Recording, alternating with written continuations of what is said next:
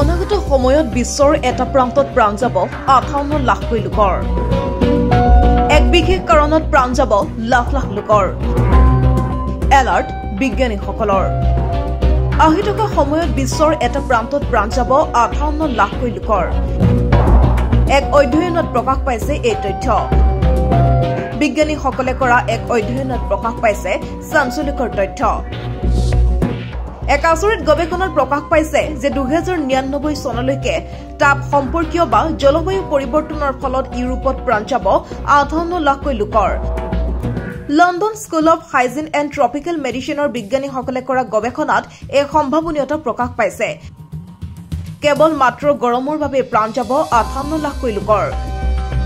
ঠাণ্ডাৰ ফলত প্ৰাণ যোৱাৰ সংখ্যা হ্ৰাস পালেও গৰমৰ ফলত প্ৰাণ যোৱাৰ সংখ্যা যথেষ্ট বৃদ্ধি পাব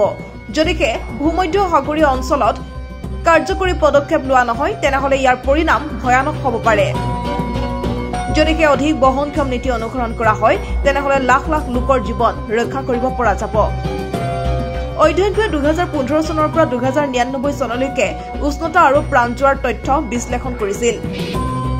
য'ত 854খনকৈ ইউৰোপীয় চহৰক সামৰি লোৱা হৈছিল এই গৱেষণাতে গৱেষকসকলে জানিব পাৰিলে যে যদিহে সেউজগৃহ গেছৰ নিৰ্গমন যথেষ্ট বৃদ্ধি হয় আৰু তাপৰ পৰা সুৰক্ষা ৰখাৰ বাবে কোনো ধৰণৰ ব্যৱস্থা লোৱা নহয় তেনেহলে ইউৰোপত 58 লাখকৈ লোকৰ প্ৰাণহানি হ'ব